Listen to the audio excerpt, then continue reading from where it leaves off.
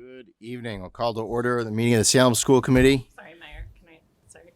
Shirley, BA is having trouble logging in, so she might be in the audience, just so you can keep an eye out. So sorry. Oh, we have one member remote, Member Cornell. You'll let me know when she joins and we'll switch to roll call votes. But in the meantime, we can start with some of the...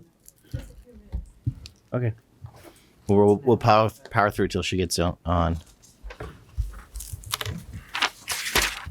This meeting of February 3rd, 2025 at 7 p.m. This meeting is taking place in person at 29 Highland Ave, room 227. You can also join using the Zoom link posted in the meeting agenda. First item of business is approval of the agenda. Move to approve the regular school committee agenda. Second. All in favor?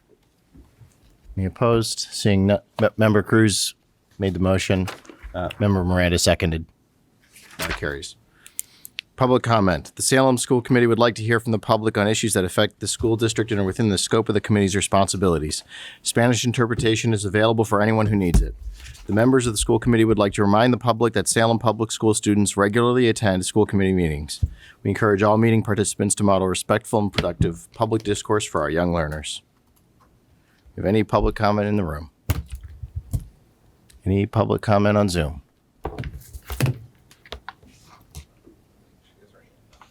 Seeing none. We have one public comment. We do have someone that has raised their hand. Okay.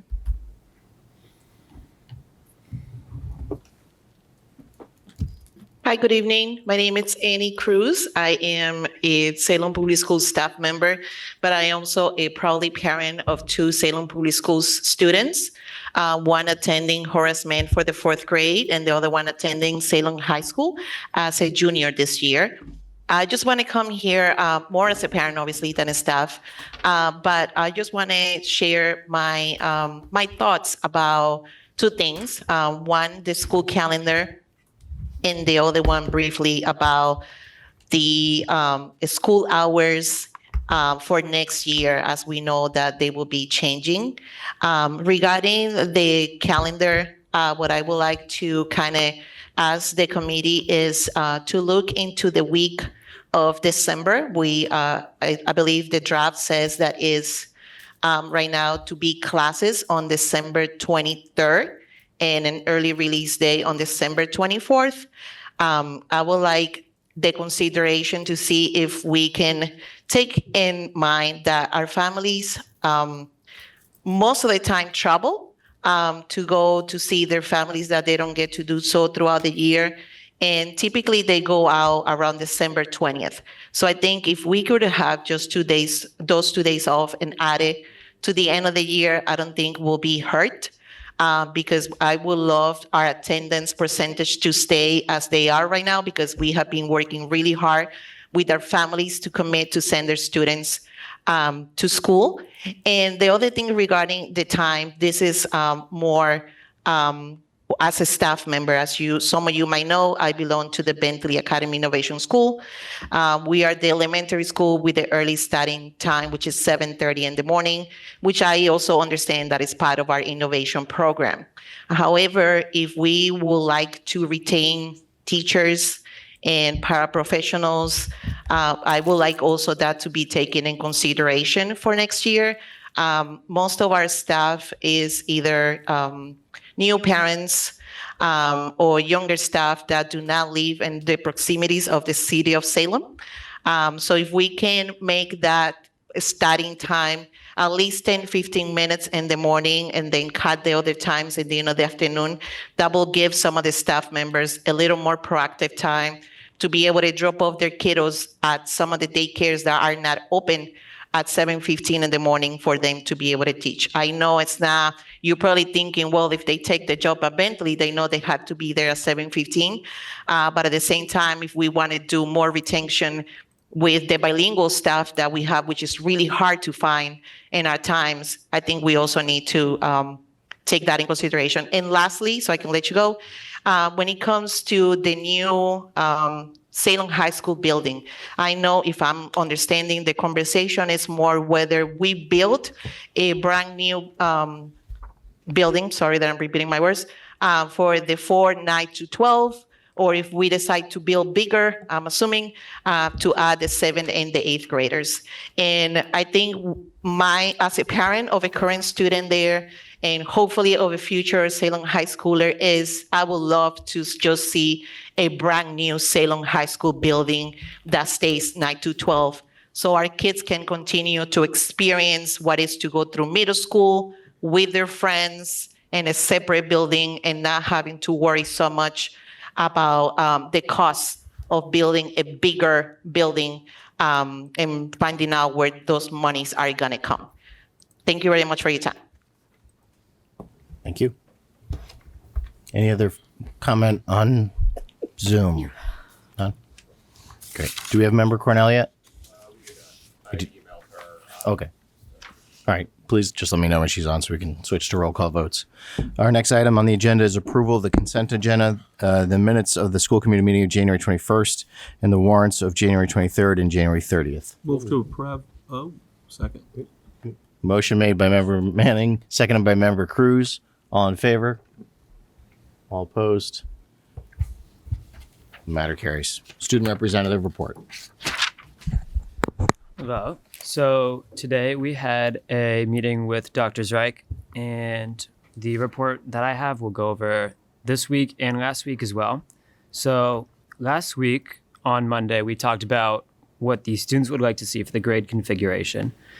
And the students in the group said that they would like a 9 to 12, and they think it would be better because of the maturity of the students is different. And they think that because we already have a middle school, that it wouldn't make much sense to build another one. And they also said that the influence from the high schoolers might have an effect on the middle schoolers. But they did say that they might consider a 7 to 12 if the building was set up similar to Masconomet High School, where the middle school and the high school are kind of like one big, but it's still separated. That's what they said they might be for that. But it seemed that the group was still heavily swaying towards a 9 through 12. Today, when we met with Dr. Zreich, we talked about the school budget and what we could do without, but while continue to serve all the students well. A lot of people expressed that we don't want to add any fees to extracurricular activities or sports because it brings people towards, it's one of the unique things about Salem Public Schools and about how anyone can participate. While other schools might charge more, it's one of the things that I personally even like about Salem Public Schools. We talked about moving Salem Prep or New Liberty into a new elementary school because of the free space in like Saltonstall, for example. Although, like, that's just an example of like the free space, but it would cut off rent prices from the Witch City Mall. We talked about cutting yonder pouches to save money, and we were talking about renting out extra space that we have.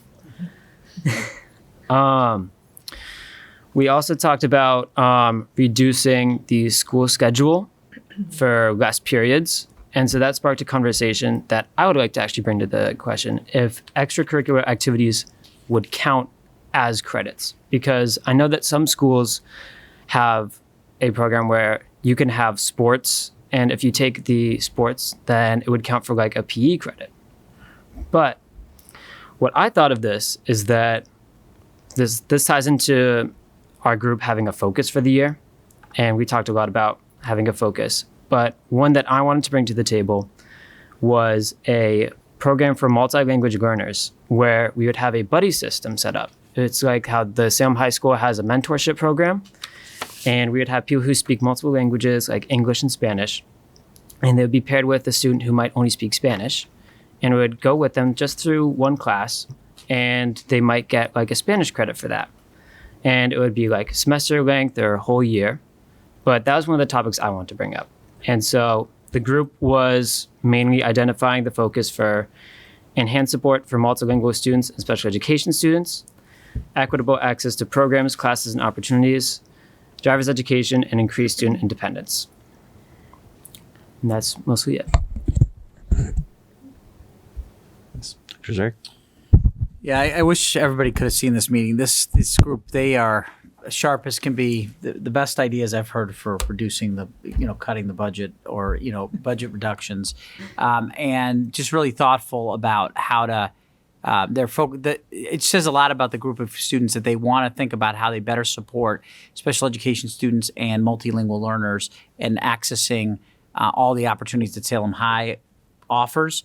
And they want to make sure that we do a better job of supporting that group of students. And they're right on. We can always do a better job of that. So we're going to talk about ways of increasing access for all students to the many offerings that they have. The other thing we talked about was when we could meet with the school committee. I know that came up last time. The easiest thing to do would actually be to meet during the time that they have already allocated, which is 1 to 2:30 during the first Monday of every month. I don't know. I think we can talk more with the school committee if people are available and flexible, but that is the easiest when we have such a big group now to be able to. Nighttime is a hard time for them, so that was what they requested, is if there's a way to do it on a Monday afternoon, when they already have the time blocked out in their schedule from 1 to 2:30. They also suggested, which I thought was excellent, that they want to do a meeting at New Liberty. We do have a very active student from New Liberty, and he was so excited that the Salem High students were interested in having a meeting there for one of our upcoming sessions. So, Member Cruz? Thank you so much for this update. I think that there's a good amount of conversation happened about different district-wide initiatives, and I certainly would be eager to meet with the students. I will say that I know that my colleagues have varying schedules, and some of them work in other districts, and that time might prove challenging. So if we could work on maybe a compromise, that would be good, or even a hybrid option, just to ensure access. The other piece that I would just ask for consideration is that this would have to be a public meeting if we have a quorum of the school committee present. So we would just need to think about space and where we would host the meeting, because the public would be entitled to be able to come and engage.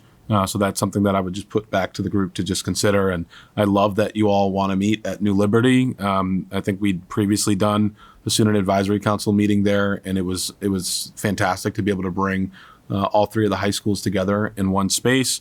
And just want to commend you all for being inclusive of the other two high schools and for thinking about their perspectives, as well as you bring forth, I think, what is a really comprehensive report.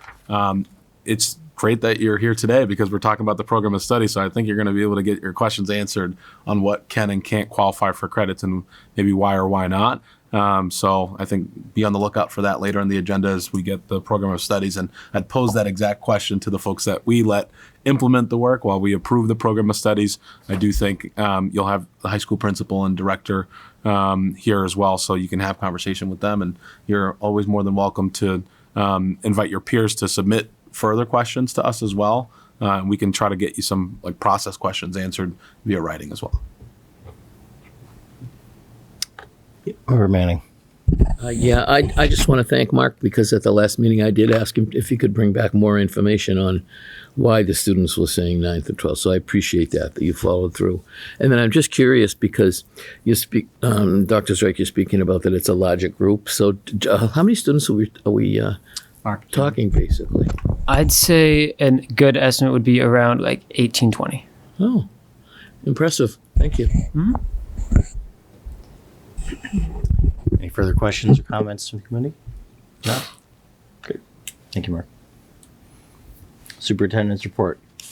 Yes, thank you, Mayor. A lot happening. We got a busy agenda here, so we're going to try to get through it as quickly and thoughtfully as possible. I do just want to point out that this Thursday is the early education meet and greet from 5:30 to 7 at Collins Middle School. It's a follow-up to our early education town hall that was online on January 22nd, and it's a chance to meet school and department staff for any families who are interested in pursuing or applying for our lotteries for pre-kindergarten and kindergarten. Yes. Cornell has joined via Zoom. Oh, Okay, Mayor. thanks.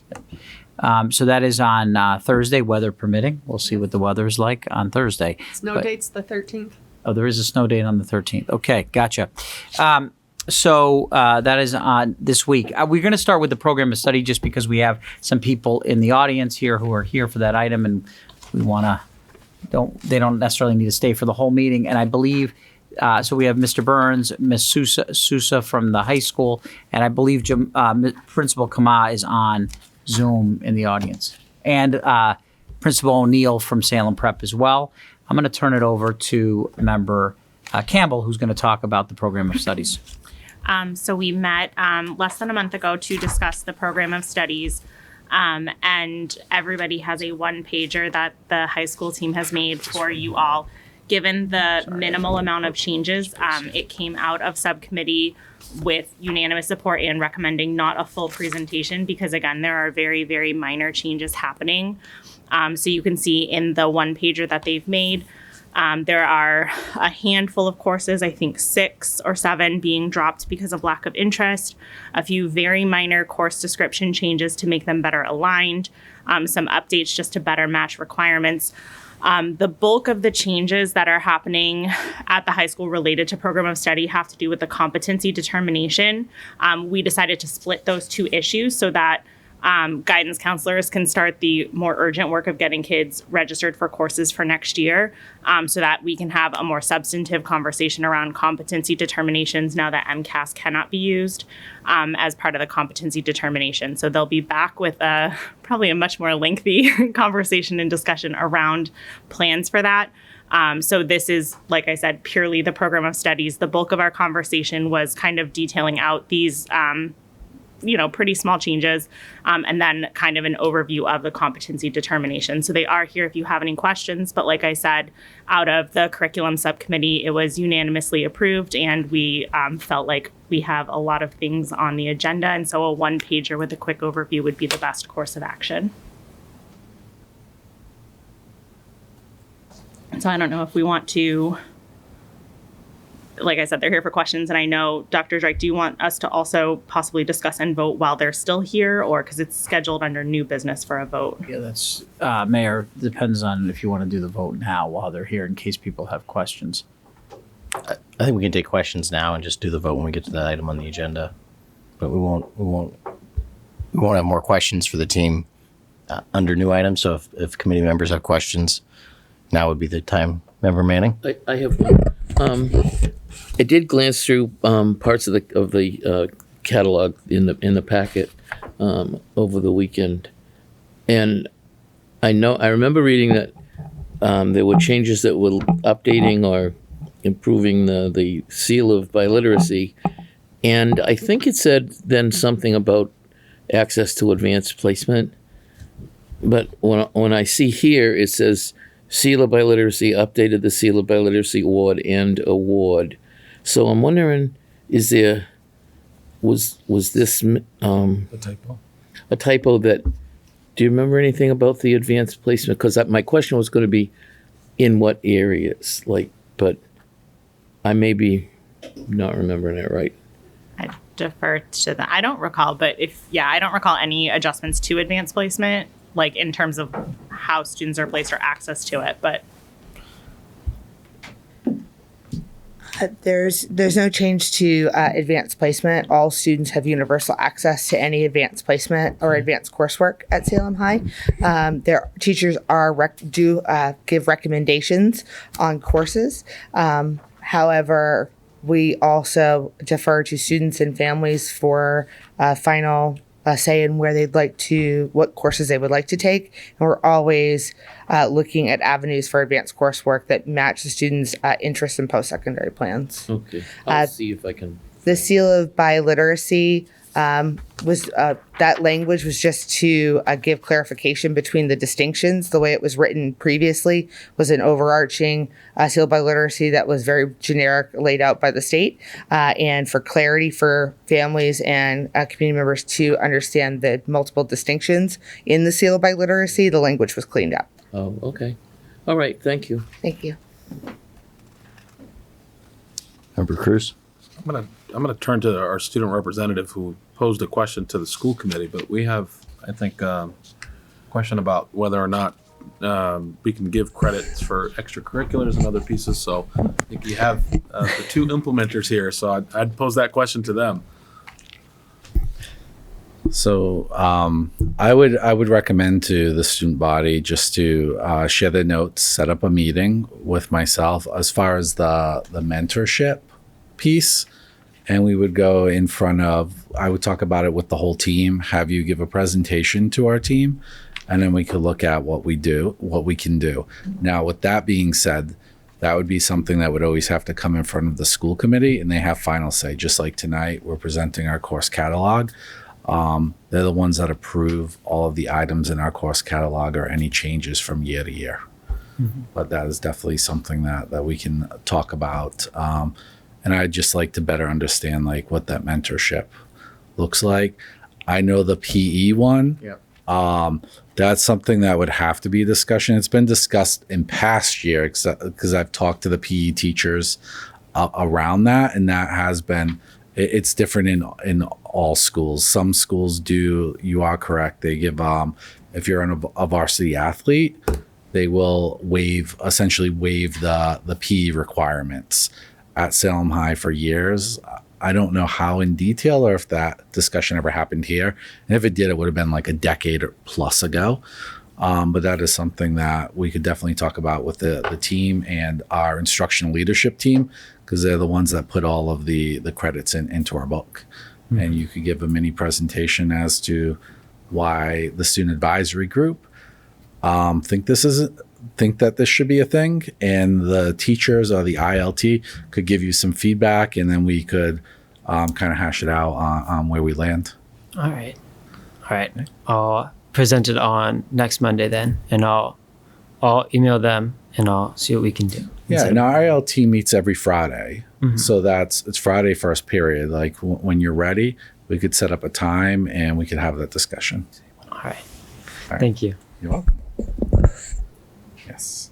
2 points of clarification. Could you just explain for the public what an ILT is? That's our instructional leadership team. So at Salem High School, that's made up of all of our lead teachers, instructional coaches, and administrators in the building. So every Friday, first period, we meet and we'll make instructional decisions, or when we came up with like the midterm schedule, that was the group that it got passed by, and that kind of gave the stamp of approval.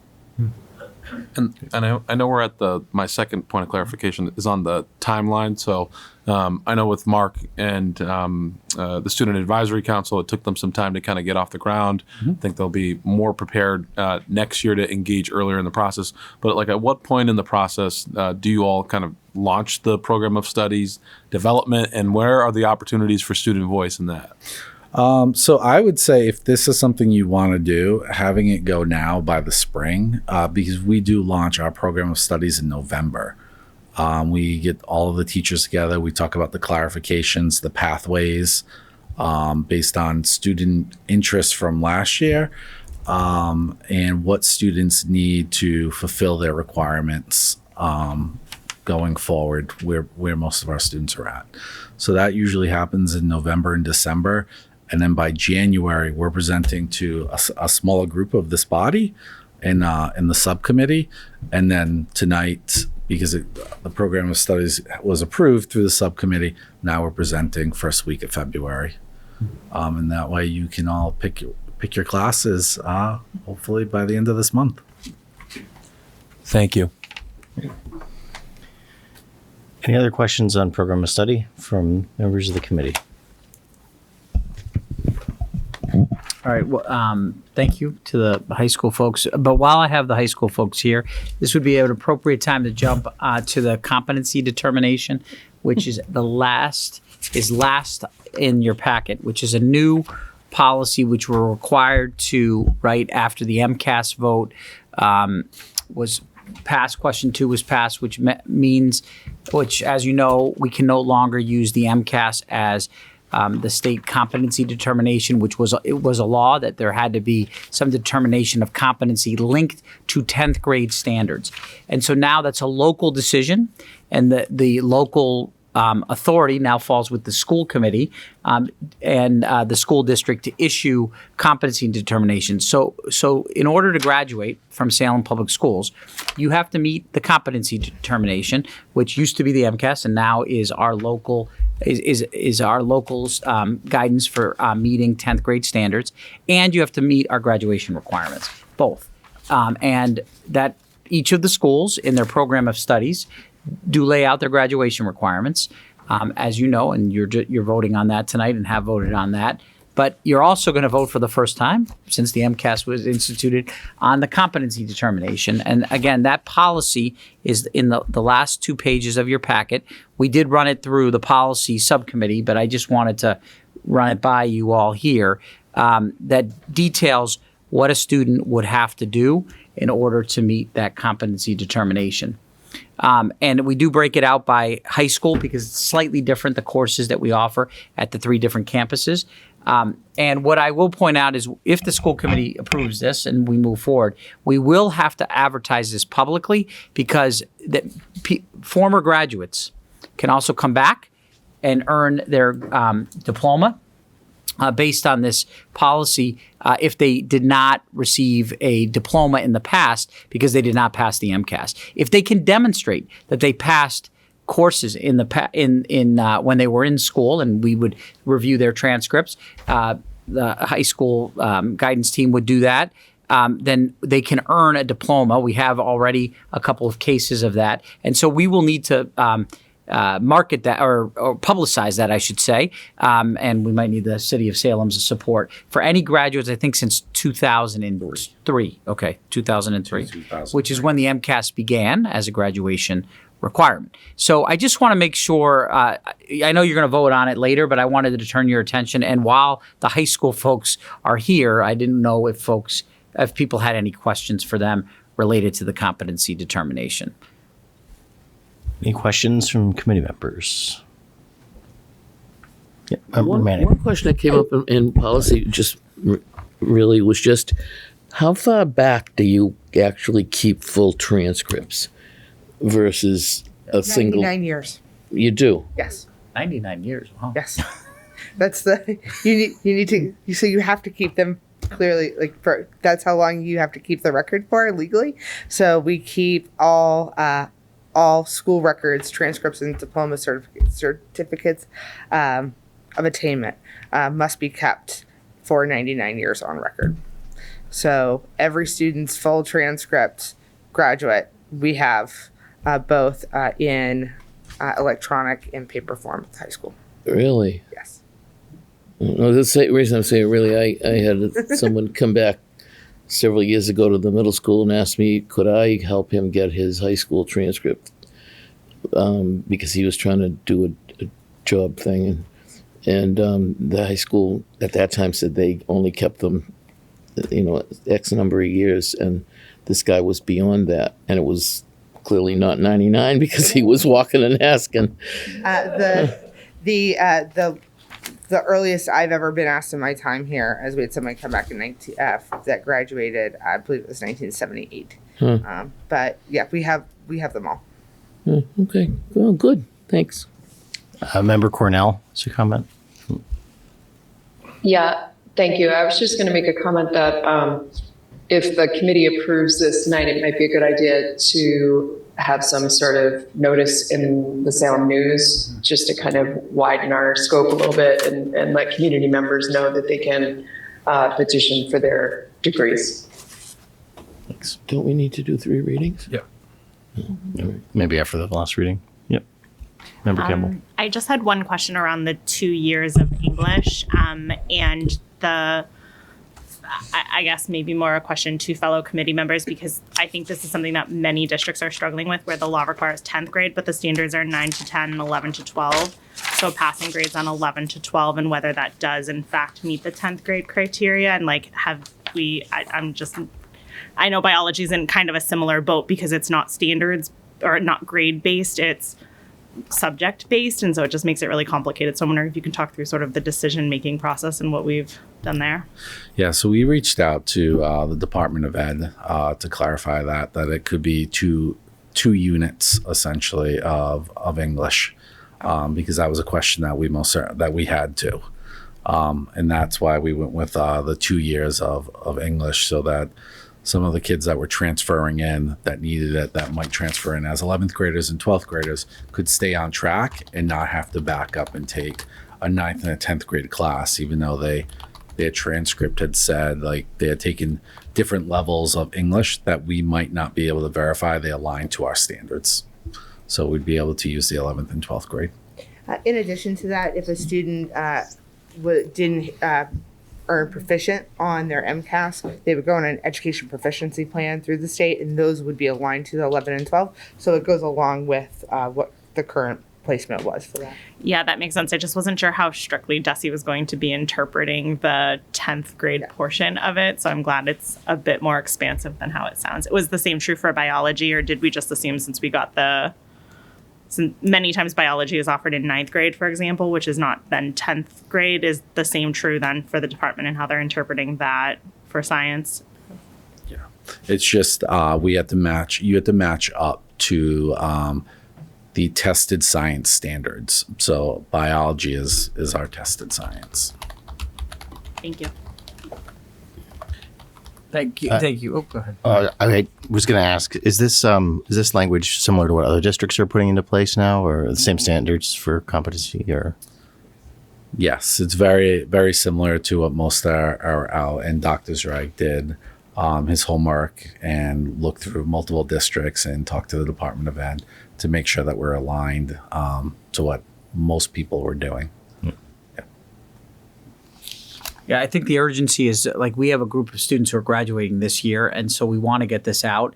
The class of 2025, if they did not pass the MCAS, we do need to have a policy that allows them to graduate with a diploma, since they won't have. Since the MCAS can't be used as a competency determination anymore.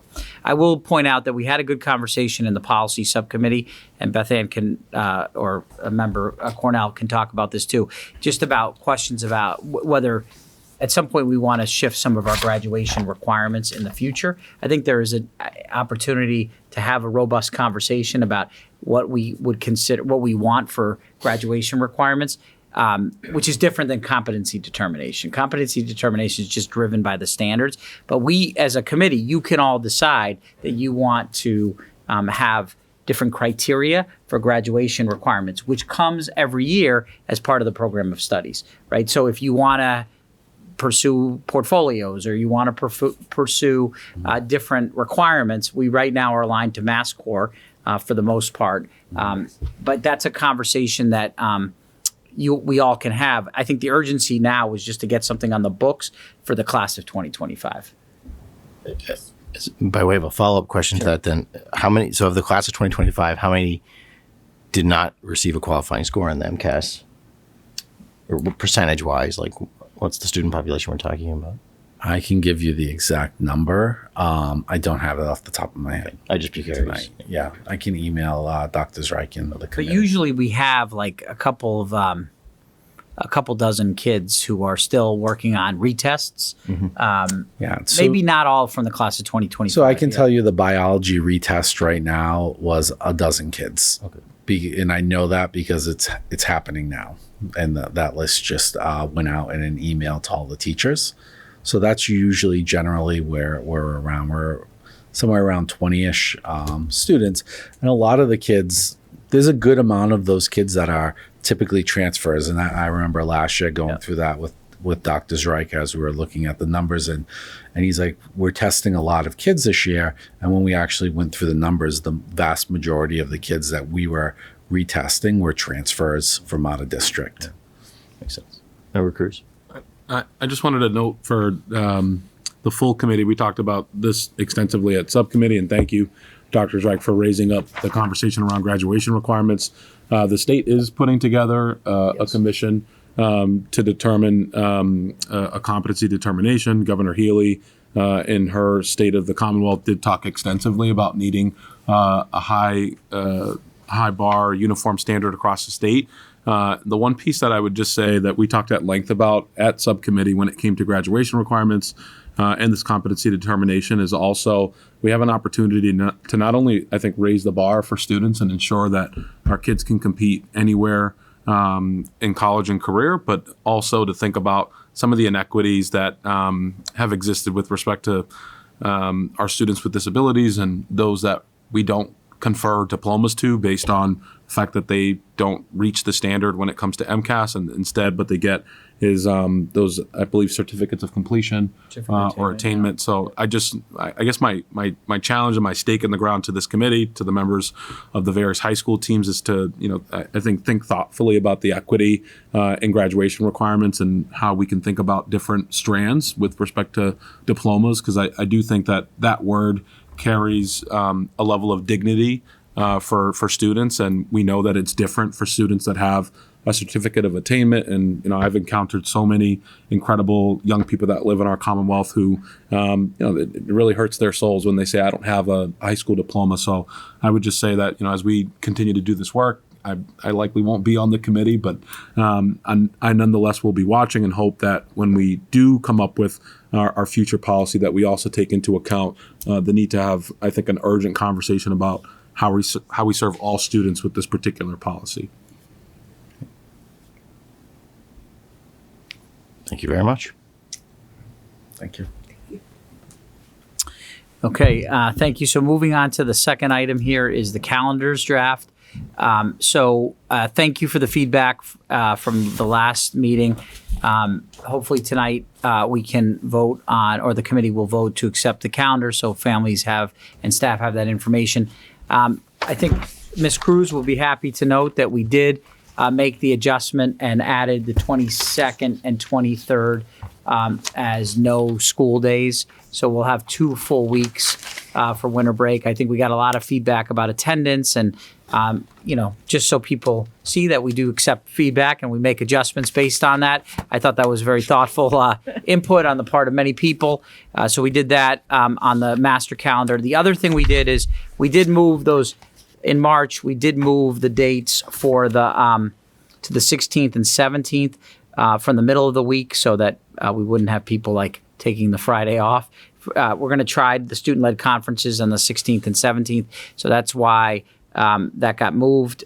Well, we moved it so that it wouldn't entice people to take Friday the 19th off in the previous iteration of the calendar. We still don't know exactly when the election is going to be. Mr. Cruz, I wasn't able to add that yet, but we are in conversations with the city about the primary and how do we avoid some of the congestion in the schools. So we have I think an upcoming meeting about that. And we did add, I think there was some feedback about adding the parent-teacher conference days on the calendar as well. Those are the changes we made, and then other schools for the other calendars followed suit with the holiday being with the 2 full weeks in December. So Carleton adjusted theirs as well based on the district calendar. So I submit these for, I hope, a vote tonight later on in the meeting. I don't know if anybody has any questions about the calendars. Yep, Member Hoffman. Is Carleton going to stick with the 2 weeks? They're going to go with 2 weeks too. Last time they voted 1 week away, so I just want to make sure. Yeah, they decided to change theirs. I think I think we have the right version in here. Yeah. Yep. Yep. So everybody will have those 2 weeks. We'll be in a district shutdown those 2 weeks. I do think it's the right thing to do for attendance and for families that do travel during that period of time and staff. Member Manning. I know this is sort of the dead horse thing, but on March 16th and 17th, where it's now listed parent-teacher conferences as opposed to professional development, which is good, but it still has the color indication for like staff professional development. The little dots at the bottom, or am I misreading this?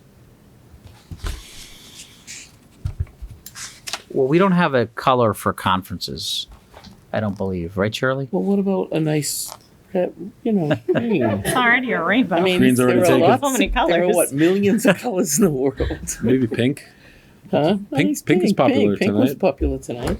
But I'm just saying, we talked about it's not professional development, so, and we're not calling it that now, yet we're still labeling it that. I think Shirley wanted to say, do you mind if, sure? The colors itself is to indicate to families that certain days are full days and certain days are half days. If you put another color in there, it's not so clear. But then you could have all of the full days in one color, and we don't do that. I like the colors as Huh? is. Well, School's closed, we got it in blue. You know, I mean, we can talk about I'm just saying, I think we should label things what they are, and they're not staff development days.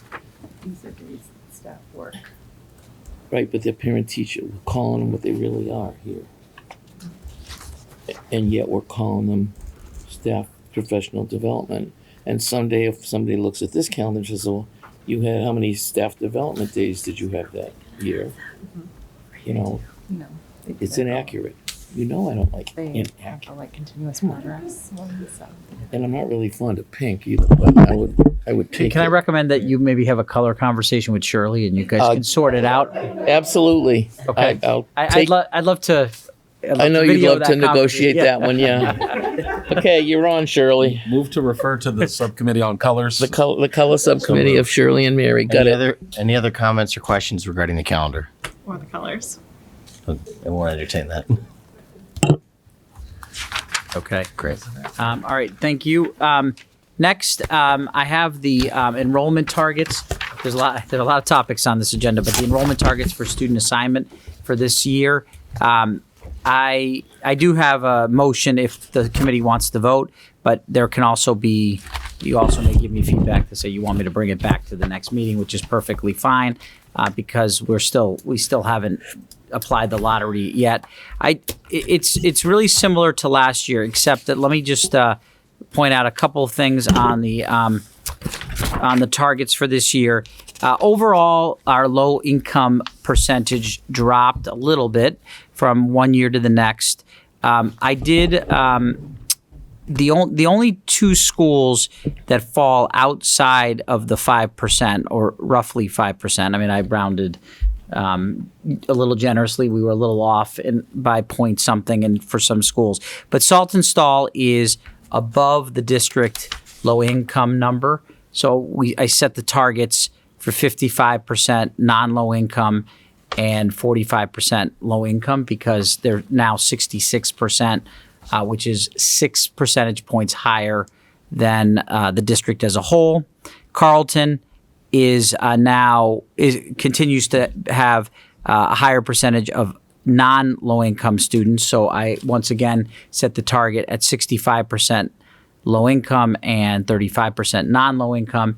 And per the conversation we had last year, we set no targets for Bentley School. I will point out that Bentley's non-low income has grown a little bit, or about 5 percentage points. It is the lowest low income percentage that we've had in some time at Bentley. I think you can make of it what you want. I do think a lot of that is the pre-K classroom, which we did have a number of non-low income students enroll in Bentley's pre-K classroom this year.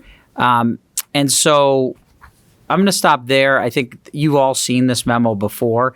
It's not substantially different than last year, except that Saltonstall is a school now that we're setting a target for that's different. I mean, that it's not a 50-50 target like we've done in the past. And so we'll stop there. I am convinced in talking with the Carleton principal and our parent information center that the reason that Carleton struggles with adjusting is the March and November enrollment periods. It's very clear that is now the period. In that period, we do not get large numbers of non-low income students.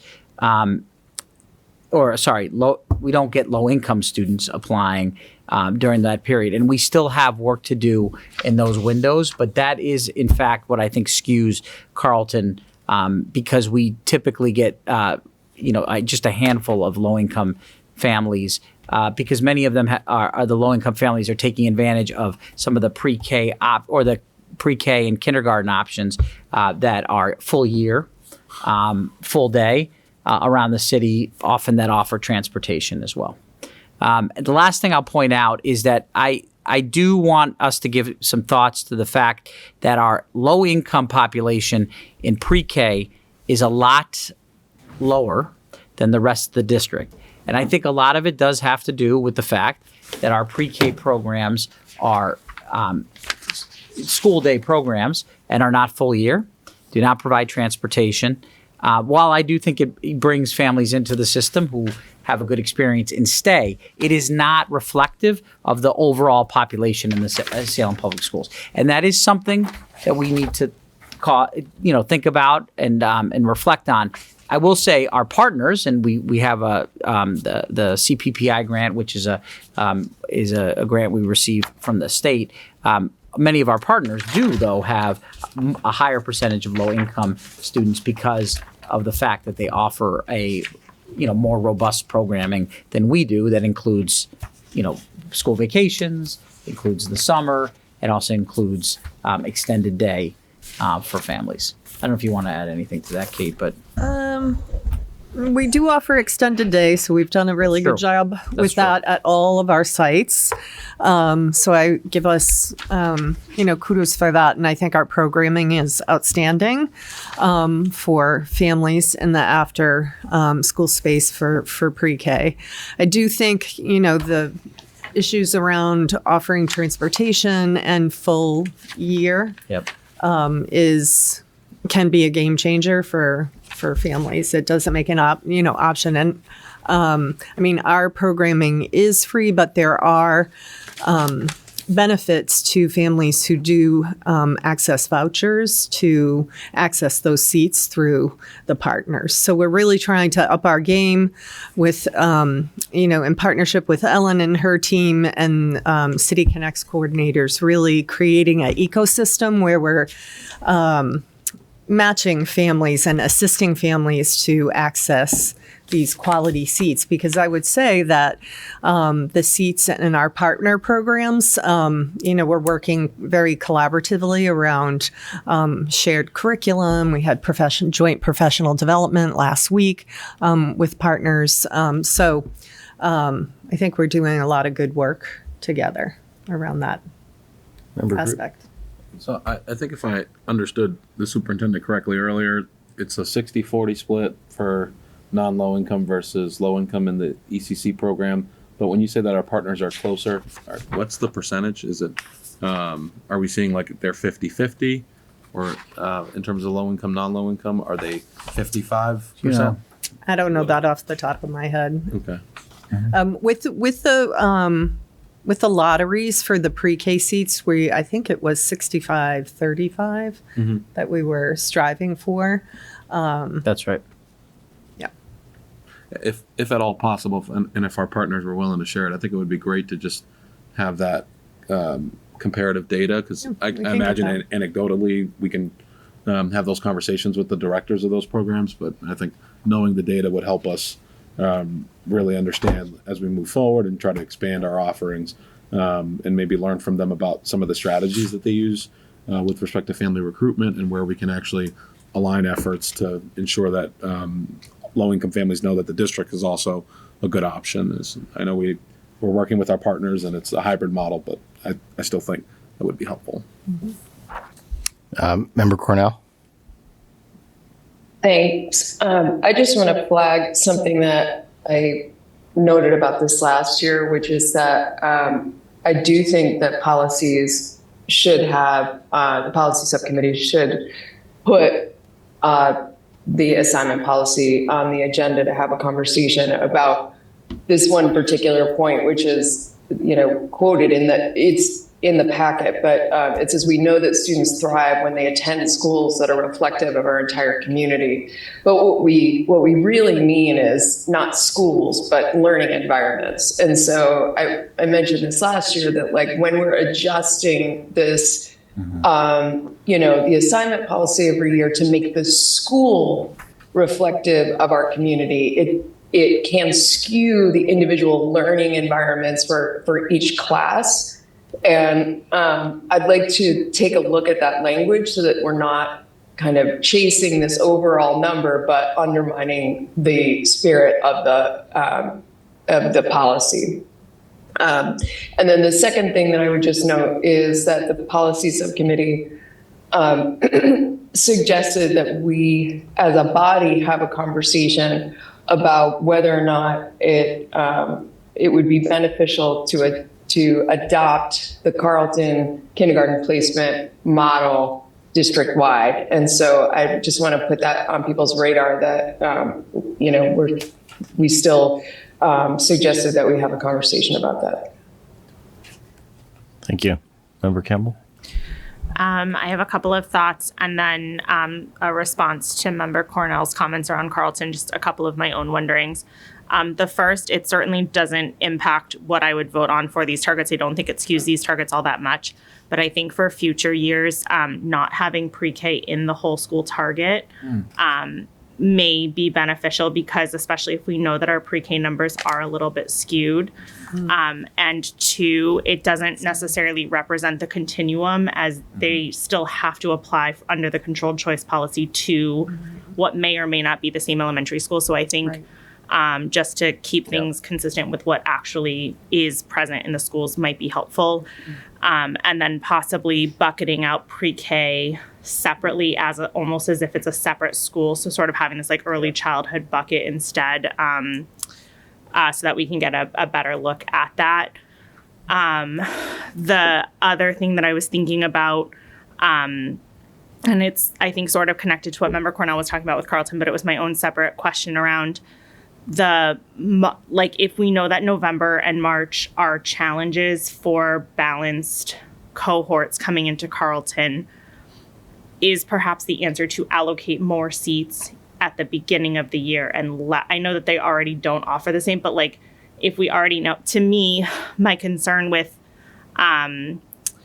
moving the entire district towards the trimester kindergarten entrance model is that if we have some evidence that shows that it's predominantly one type of socioeconomic group that is taking advantage of those opportunities because of the need for, the seats are the seats that you have access to in daycare and early childcare experiences that account for school vacation until 5 o'clock and all these working hours. I would worry that we'd really, under our controlled choice policy, we would allocate a lot of seats for particular schools to a particular socioeconomic demographic. I don't entirely know how I feel about that. Instead, I feel like if we're seeing this shift, that it's almost, I think Carleton can still have a continuous progress model, even if more or all of the seats are allocated at the beginning of the year. Because, you have the data going all the way back to 2020. We can see that they've never really been in line with the rest of the district. And this is, again, we're seeing a drop now to the almost lowest that we've seen in these entire things. So clearly, it's not working. And if we know it's November and March, we either need to have a conversation about controlled school choice in general, or we need to make some adjustments to that November, March entry date for equitable access to all of the schools. Yeah, could I just? Yeah. I really appreciate your points. I think we should really look at teasing out pre-K, and I do think we should maybe, to Member Cornell's point, we do need to look at the policy, and I would like to look at whether we do it district wide or we do something different for March and November at Carleton. I think we need to have that conversation. I will point out just Mark did help me tease out the middle school. We took the middle school out of Saltonstall for this year, and actually there was no difference. But just so you know, we did look at it because we thought the middle school might skew the low income, but it is still 66% low income. I mean, it does speak also to the fact that Saltonstall is taking more and more neighborhood students are now parents want Saltonstall because of the location, and we're continuing to see that demand. The seats didn't used to be there in terms of being available. They are now more available, and parents jump on it if they can, especially parents who come mid-year. And many of those families are transient, more low-income families. They want Saltonstall because they want their child to be able to walk to school. And it does speak to the need for more seats in that area. And we will have the opportunity. There will be more space at that school now that we're moving the middle school out, and so that is a conversation that, as a committee, we do need to talk more about, because the demand is there from families who want to be, they want their kids to go to school closer to home. So. Yep. Sorry, I just want to respond to that. The desire to have your kids going to school closer to home, that is such a part of like a thriving, vibrant urban community.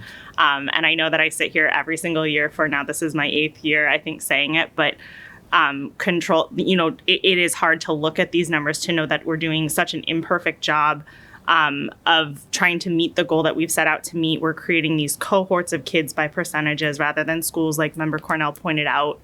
And it's a lot of effort. And, I have worked in school choice schools. I've worked in neighborhood schools. The sense of community that you get in a neighborhood school is really remarkable.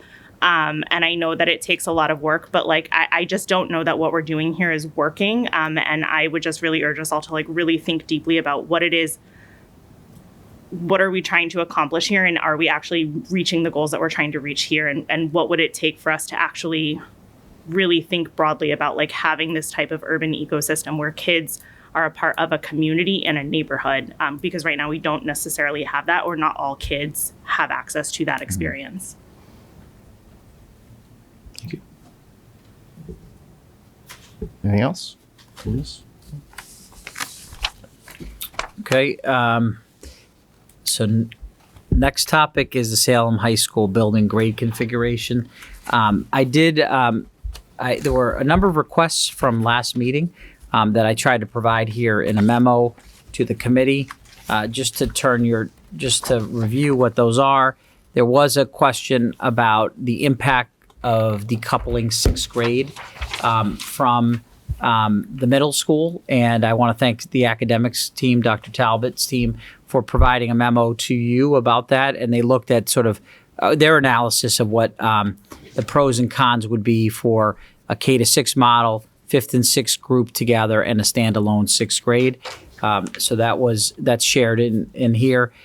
Secondly, there was a question about accountability impact of moving to a 7-12 building versus a 9-12 building. I had a conversation with the associate commissioner in charge of accountability, and he confirmed what I think Member Campbell did, insinuated, which she was right, that it is a smaller group of schools. We would be grouped with 7-12 schools if we were a 7-12, which is a smaller cohort. It's also a much more suburban cohort of schools, and our accountability rating would be influenced by that for sure. Although it is a growing cohort as more schools are moving to 7-12, but I think it would probably have a negative impact on our accountability rating.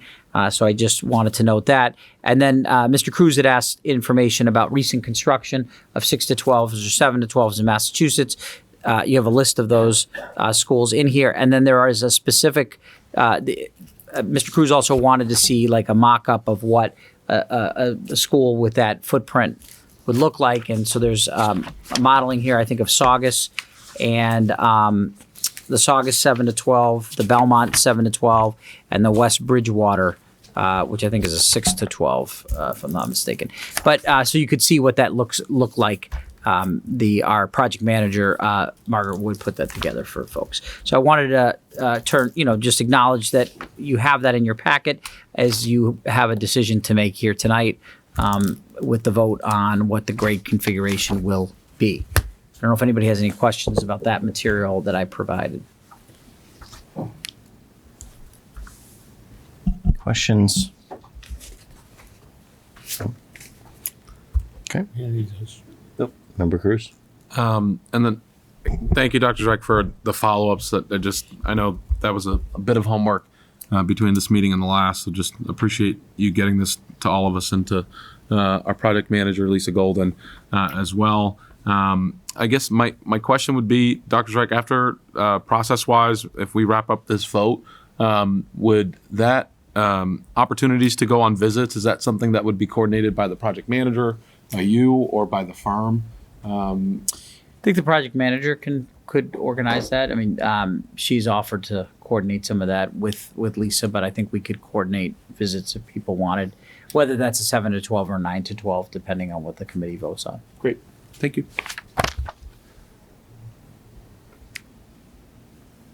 Is there any further MSBA update?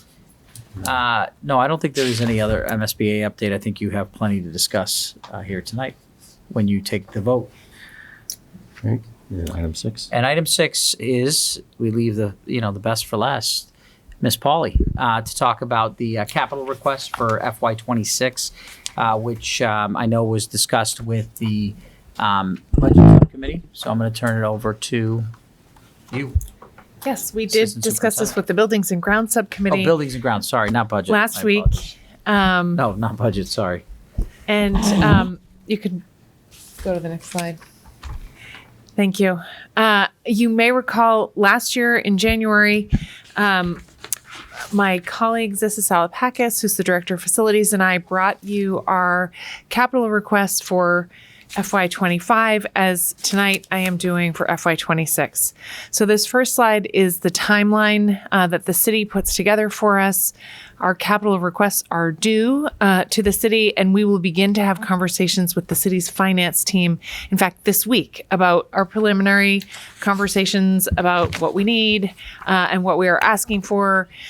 City Hall has an internal process where they look at all of the department's needs and try to align them with the city's priorities, multi-year goals, et cetera. And that will happen in March and April. During that time, there'll be conversations back and forth, looking for data from us, looking for requests from this year, progress updates on projects already underway. And then somewhere in April or the beginning of May, we expect to hear back from the city about what will be able to be funded in the next fiscal year on our capital budget. So then that is submitted to the city council for their approval. They will approve that, and then the funds will be available in July. And these are different from our operating funds and are for specific projects, and also oftentimes much larger than what we see in our operating budget.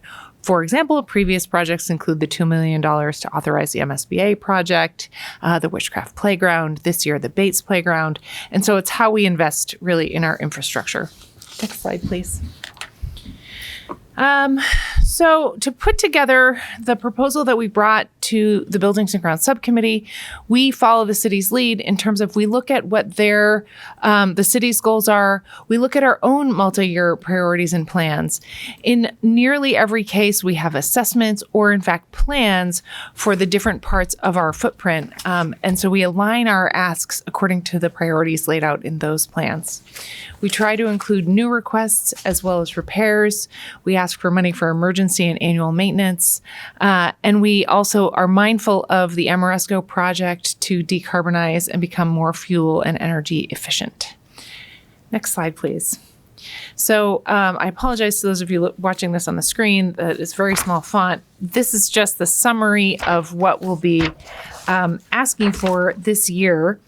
Our total ask this year is $5.8 million. That is typically higher than what the city has been able to fund, which is usually in the range of $2 to $3 million. But we do have a lot going on. We have a lot of needs. And so we wanted to reflect those in the conversation with all of you and with the city. For context, last year we asked for about the same amount of money, slightly less. So this is the list. I'm going to go into these in the following slides. So we wanted to share this slide, which is a visual depiction of an HVAC system. We shared that with the Buildings and Grounds Subcommittee, just as a reminder that the city has been very generous to us, and we have partnered together to do things like replace boilers and controls. We have new boilers at Bates. We have new controls at Witchcraft and Bates, thanks to some ESSER money, some IVAC money. This committee approved that. And that is really important, but those aren't the only component parts of HVACs. We have univents and actuators and ongoing maintenance that is needed to ensure that we continue to have heat and chillers and univents to ensure that we have cool air as well. So this year, We're continuing to make requests to support our HVAC systems.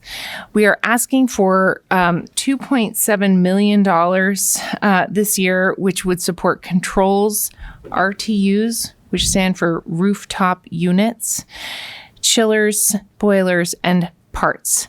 So the next slide gives a little more detail about what that specific ask is. Last year, I included this for context. We asked for $800,000 for chillers for this building and Saltonstall. We prioritized those because the assessments that we've had done on our HVAC systems indicated that those were failing. We did not have another source of funds. The MSBA wasn't funding chillers. So we did not receive the full $800,000, but we did receive some funds and replaced coils in the chillers here and at Saltonstall. For next year, we are prioritizing in our asks new boilers for Witchcraft. So the $1 million ask is for 2 boilers. They have new controls. They have a recent chiller, so this goes a long way at Witchcraft to giving us both control and comfort, hot and cold, at the Witchcraft school. Also part of the HVAC ask are controls here, which we estimate to be about $150,000. So these are identified just next on the list of controls that need to be replaced. This will help us identify places in the building where there is not heat or cooling happening. Carleton is a new addition to this list. It was the only system rated poor in 2023, which was when we had our last HVAC assessment. And it is now a higher priority for us because last summer, in the summer of 2024, we had chillers. I'm not sure if Z was here, if he would say they failed, but it was very, very hot at Carleton and the system was no longer working. And so we have determined that we need to replace the rooftop units and chillers at Carleton. And then the last part of that ask is univents, which are the part of the airflow system. I'm sorry, Z actually could explain it better, but we can go back to the diagram if you'd like to look at it. That controls the air that goes into the classrooms. Next slide. So that's HVAC. For mechanical, electrical, and plumbing, this year we are requesting $500,000 for district-wide repairs. These funds help us with preventative and reactive repairs that we need. This year, the ask is slightly lower than what last year's was, but this is an ongoing need for us. We invest a lot in plumbing every year. Next is outdoor spaces. So this ask is for $225,000, which is lower than what we've asked for in previous years. Our asks have been guided by the 2022 playground report that the school district commissioned, which identified, and I know it's very hard to read. This is a screenshot of the report on the right-hand side, but the big blue dot at the top says Witchcraft, and that is because the Witchcraft playground was rated as the most urgently in need of repair and replacement, and so we did that. The yellow dot underneath it was the kindergarten playground at Bates. And so that project is underway. And so those were the 2 highest priorities identified by that playground report. The next is the Horace Mann. The playground at Horace Mann was identified as the 3rd priority. But we have made the determination that we should pause on the playground, working our way through this playground list, because the field at Bertram needs significant repairs. And so our proposal to the Buildings and Grounds Committee was to postpone the Horace Mann playground to next year and to invest instead in upgrading Bertram Field. So the track needs resurfacing. We would like to purchase a new sound system. We'd like to add access controls, which is the swipe badges on the buildings.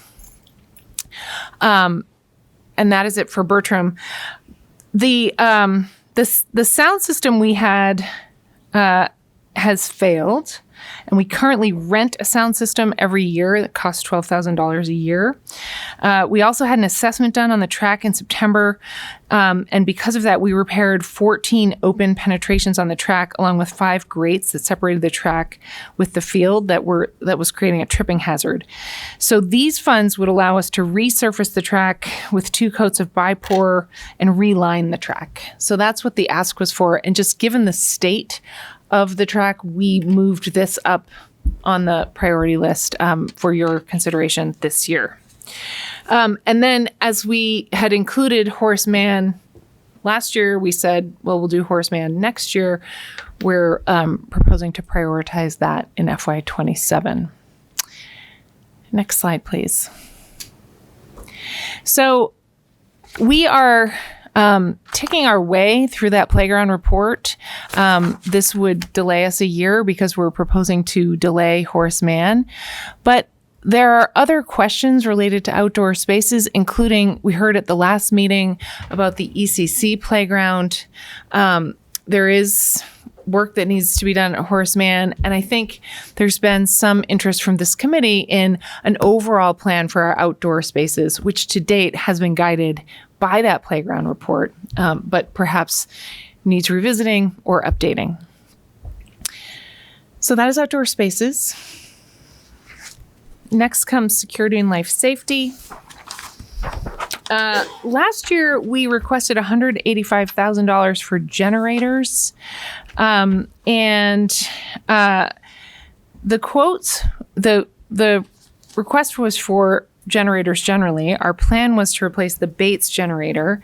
But when we actually got the quotes in, they were higher than they had been when we got the preliminary quotes. And this was due to needing to bring the new generator up to code, replacing the interior generator with an exterior one, and transitioning away from natural gas. So it turns out that the Bates generator came in at a much higher price.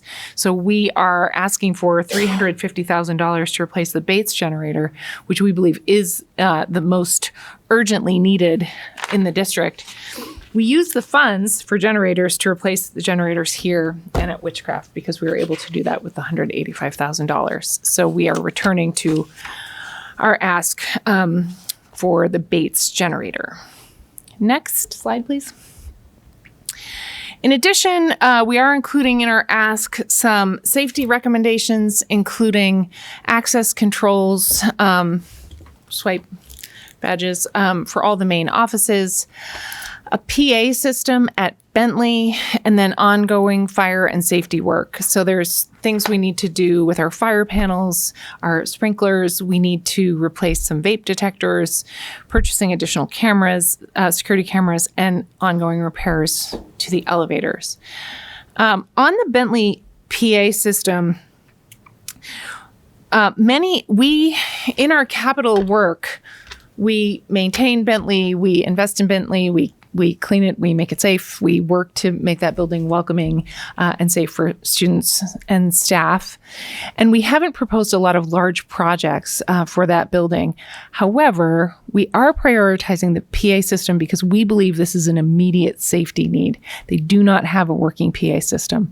So you won't see much that is specifically about projects at Bentley here while we, I think with the Buildings and Grounds Subcommittee are working on a conversation about the building, the Bentley building, and all of the needs. But in the meantime, we thought that the PA system was urgent enough to include this year.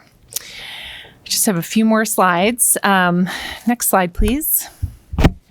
So the envelope and interior of the buildings. Last year, we requested $1.7 million, which was largely about the Amoresco project and energy efficiency, so lighting, weatherization, and we included our mechanical, electrical, and plumbing here. We also requested funds for painting, as many of our buildings are in need of full painting to freshen them up and make them welcoming places for students. This year, Our $1.5 million ask includes funds for a new roof at Bates. So we have been accepted into the accelerated repair program with the MSBA, so they will help us replace the Bates roof. However, we will be responsible for some funds as part of that Bates replacement. So we believe that the obligation that Salem will have will be about $1.2 million. The MSBA's reimbursement rate is 73.89%. And so that is the remainder of the funds after the MSBA puts in the 73%, almost 74%. We are, because we have a commitment to gym floors as part of play spaces, we are recommending a new gym floor for Horace Mann that is in really tough shape and needs replacing. So the $60,000 to $120,000 includes some options, either repouring and repurposing rubber on the floor, that's the $60,000, or a hardwood court would be $120,000. But because that is one of the gym floors in the district that needs the most repair, we are prioritizing that. We are including painting, and we believe that the $200,000 will get us started on some of the full paint jobs that many of our schools need. We've estimated that to be $200,000. And then the Collins Gym curtain, which is in need of replacement and repair, that is $30,000. So those are our envelope and interior. And then our last category is technology. Last year, we included technology as part of our capital requests, and that ask was $500,000. This year, we're asking for $550,000. Part of that is through our Chromebook life cycle replacement. So this year, we are hoping to replace elementary special rooms, Salem Prep, New Liberty, Chromebooks for all of those, 8th grade Chromebooks, 9th grade Chromebooks, and some staff replacement devices. We also want to replace displays in Carlton and Bentley. And the additional $50,000 this year is our special ed department invested heavily during the pandemic in devices for our special ed staff and students, and those also have aged out of their usefulness. And so that additional $50,000 would be for our special ed department. So all of those together, if you go to the next slide, equals $5.8 million, and you can see the categorization together here. We know that's a lot, and unfortunately, all of these feel like urgent priorities. And so what comes next will be conversations with the city about what might be possible and where we can make the biggest inroads to having fully functioning systems that make our buildings safe and comfortable for students and staff. So we talked to the Facilities and Grounds Subcommittee last week. We're bringing these to you for your consideration tonight. And then we'll start the conversation with City Finance about what might be possible. So it's a heavy lift. But all of these requests are tied to things that our facilities director and our multi-year plans have identified as urgent. So I know that was a lot. I'm happy to take any feedback or questions if you have any.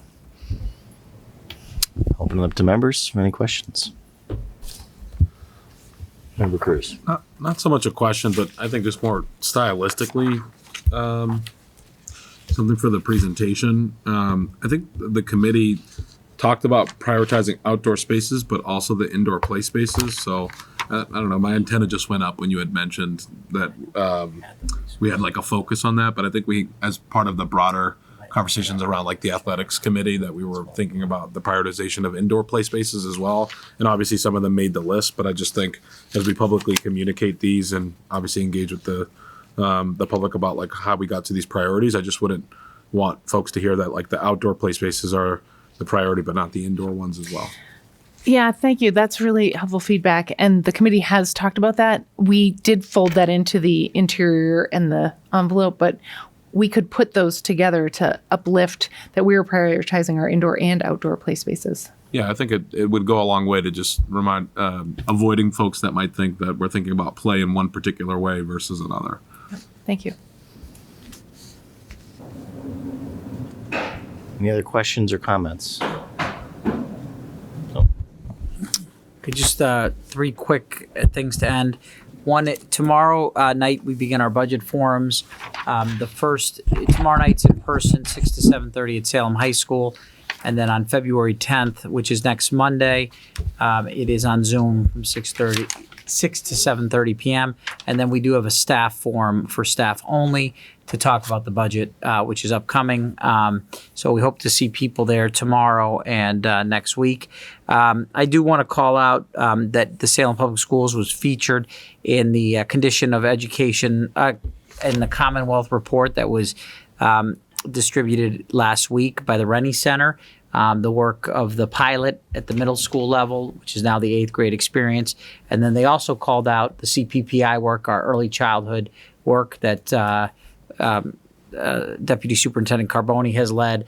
They were both called out. So it was nice to see Salem featured as a, we hope, a positive light in the Commonwealth of programs and to emulate. And then lastly, I do want to thank Laura Assad for organizing an immigrant support webinar on Friday night for our families. We continue to want to work. I know our staff has been great about trying to do whatever they can to support our families, and we're going to continue to try to provide as much support and guidance as we can. We had about 20 people on the webinar. I think it was a mix of staff and families who attended the webinar. We're going to continue, and I know some of the school committee members attended a webinar for school committee members that was put on by, I think, through the Attorney General's office this week. And so I appreciate everybody's interest in all the work that we're doing during these very uncertain times. I know we're also trying to organize an opportunity for the school committee members to speak with our attorney, to ask questions about our policies and how we can take whatever steps we can to protect all our students in the Salem Public Schools, our LGBTQ plus students, and our immigrant students in SPS. So with that, Mayor, I'll turn it back over to you. Thank you very much, Superintendent. Our next item on the agenda are subcommittee reports. We covered a lot of content in the superintendent's report. I'm not sure if there's anything else from subcommittees. Nope. Item 8, motions and resolutions. First item is on the program of studies. Move to approve the program of studies. Motion made by Member Campbell, I'll second. seconded by Member Miranda. Under discussion. Oh, Dr. Rick. Can I just say, with the motion, it should say, right now we have two program studies, New Liberty and Salem High School. Move to approve the two programs of studies that we have, Salem High and New Liberty. I'll second. So moved. Under discussion. Seeing none. Roll call vote. Member Campbell. Yes. Member Cornell. Yes. Member Cruz. Yes. Member Hoffman. Yes. Member Manning. Yes. Member Miranda. Yes. And myself, yes.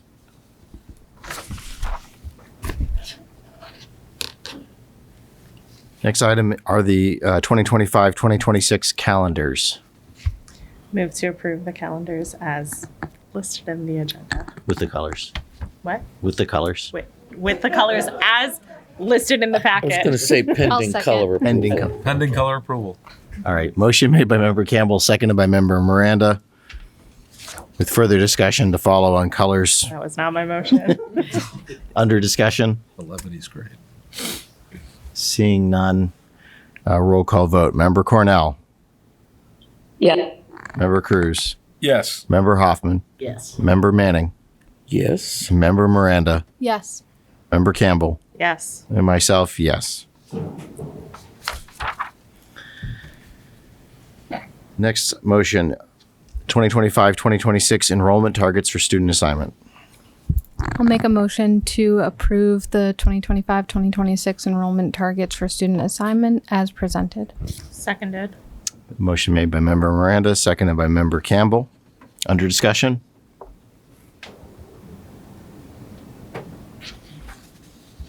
Seeing none.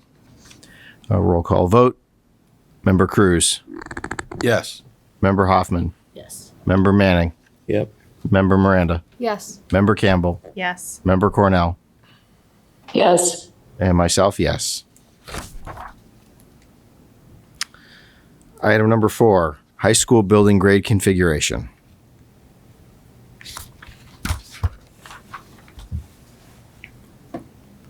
Is there a motion on the configuration? I make a motion. Approve a 9 through 12 configuration. Second.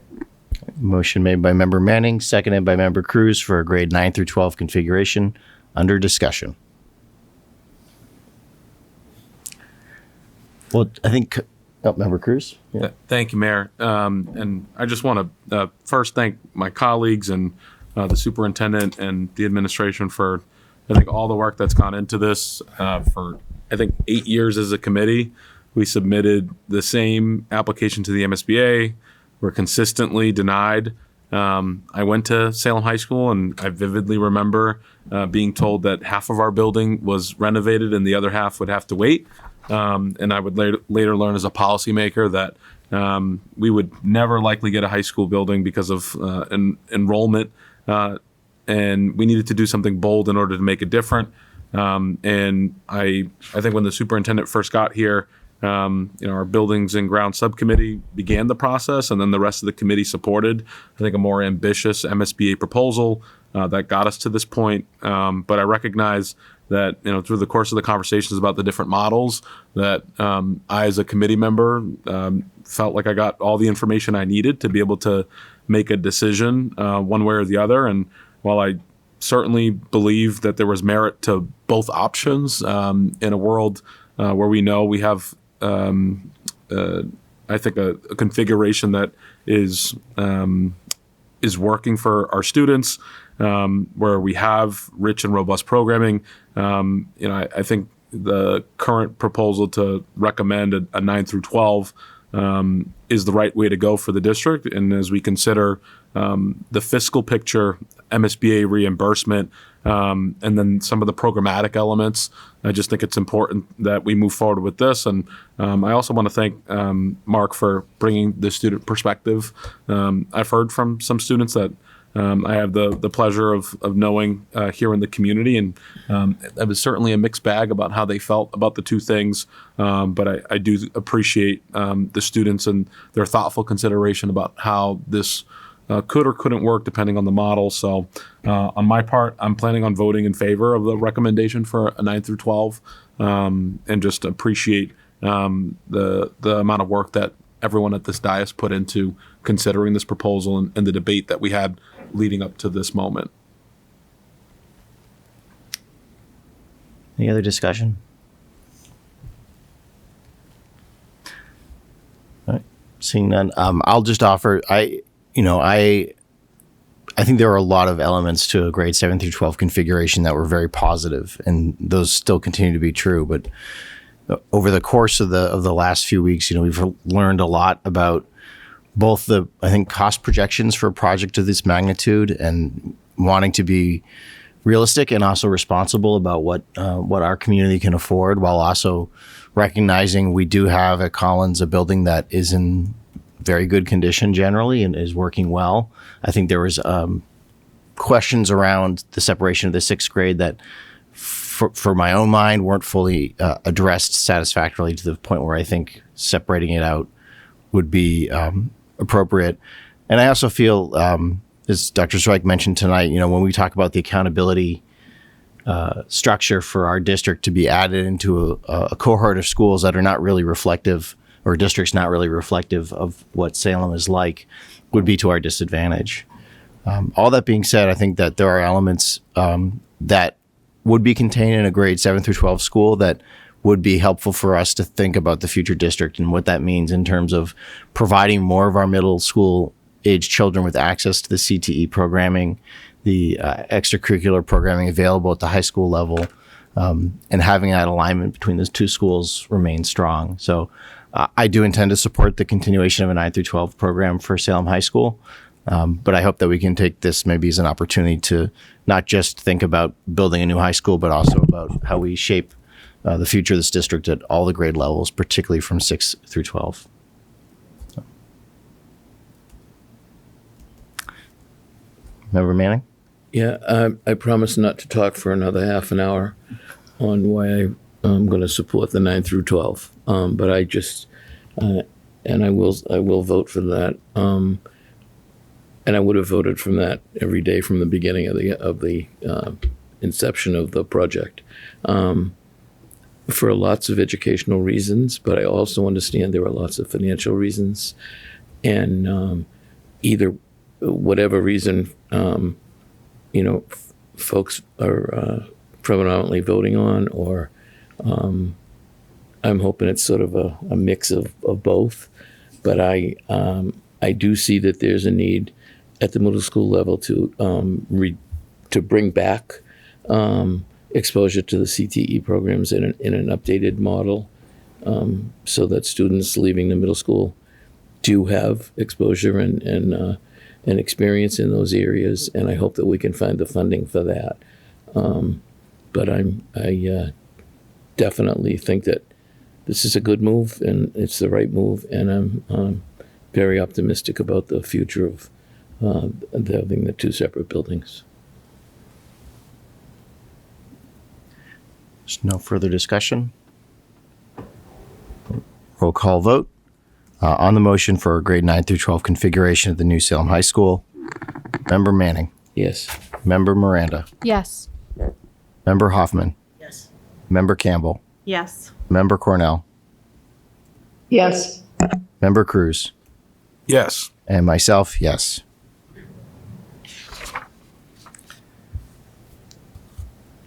All right. Next item under motions and resolutions are the FY26 capital requests.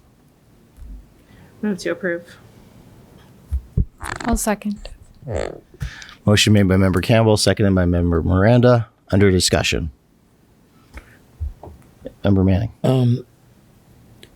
I was checking off the last item, but you're talking about the capital request, right? Yes. This motion, okay. I heard, I'm on the buildings and grounds, so I heard, I think probably a little more information in the discussion that we had on these requests. And I'm not sure what the time frame is, if there's a need that we vote on this. I probably should know, but if there's a deadline we need to submit them? Because I just think that the scope of what we're looking at asking, and the costs of what we're looking at asking, and the information that we heard earlier tonight from Anna Friedman from the city on the potentials for the city budget. I'm not sure. I think we should, as a board, maybe take a look at this list more closely than we do normally. Most years we put the list in and we hope that City Hall sort of, gives us as much as we can, and we get as many items as we can. But I just feel like maybe that we really need to take a closer look at this list before we actually submit it to downtown. I don't know. There is a deadline, and I think it is January of 2025. But we have not yet begun our conversations with the city finance office, and it is an iterative process. So I don't think this is the last time we'll get to weigh in, or for this committee, if you had wanted further discussion. We included all of these things, even though these are beyond what the city could reasonably afford, and out and higher than what we've received in years past, partly due to the urgency of many of these issues. So we are going to begin the conversations with the city. However, and look maybe to the mayor, it is an iterative conversation over the next month or so. And so happy to either bring back reports or think about ways to. Okay, so we can maybe get together again as a subcommittee and then back to the board before the final decisions. I just feel like we should have more responsibility in this year. I mean, I would say the January deadline is kind of been applied for all the departments making their capital requests. So I know the finance department is kind of eager to move on with the next phase, and they're planning for setting the budget and preparing the documents for that process. But So if we put it in, if we do vote it tonight and it goes in, there'll still be an opportunity for us to the budget process goes for us on. to relook at that. See, my experience in the capital improvements, this is just goes in and never seen again, and then we get, and because we've never asked to, I think that I know of. I think it would be very reasonable to submit this for the finance department to start their process. Okay. But to continue to have a conversation about more details if you want to have more I'm good details with about it. It'll be another couple of months before the budget document's put together. Okay, thank you. Member Campbell? Just a comment maybe around the Bentley PA system. I was a little surprised to hear that they don't have a functioning one, and that makes me very nervous. I know how often we use them for all types of emergencies, from like medical shelter in places to worst case scenarios. And I'm wondering, since it is on not that it's a small amount of money, but on the smaller end, if possible, I'd like to see that prioritized for this fiscal year. I know it's not a nothing ask, but I think it was $25,000. Yep. It is a little jarring to me to not have that in place for them. Yeah, there are parts of the building where the PA system can't be heard. In those parts of the buildings, we've provided walkies to all the classrooms. It's not fully that. It's not that it doesn't work. Okay. It's that the coverage is just not what it needs to Gotcha. be. Right. Okay. I feel a lot better then. Thanks. So for now, we're Still not using ideal. walkies. Not ideal, but yeah. But yes, we would like something that works in every room.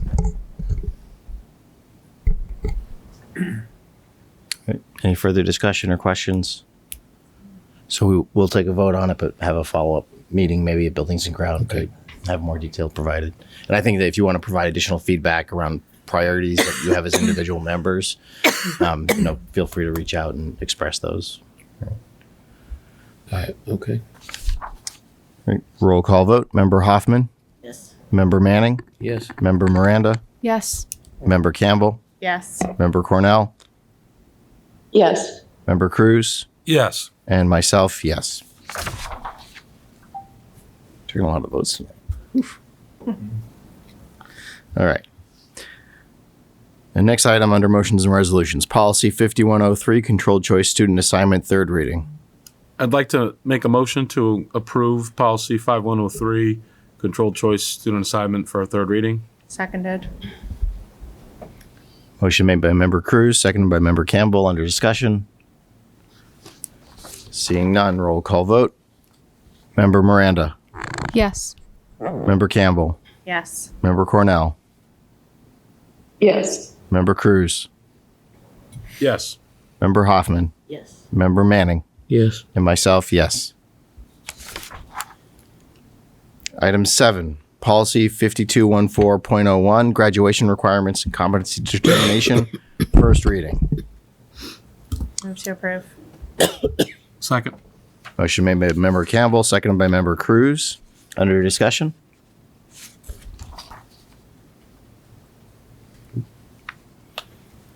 Seeing none, roll call vote on first reading. Member Campbell. Yes. Member Cornell. Yes. Member Cruz. Yes. Member Hoffman. Yes. Member Manning. Yes. Member Miranda. Yes. And myself, yes.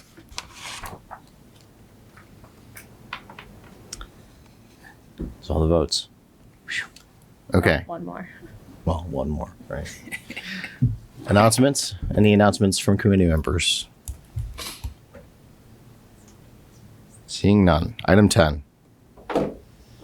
Move to adjourn. Seconded. Motion made by member Cruz, seconded by member Campbell. Roll call vote. Member Cornell. Yes. Member Cruz. Yes. Member Hoffman. Yes. Member Manning. Yep. Member Miranda. Yes. Member Campbell. Yes. Member Coyle. Just go around one more time for fun. Yeah, let's do it just for fun. We are adjourned. Thank you, everyone. Another round.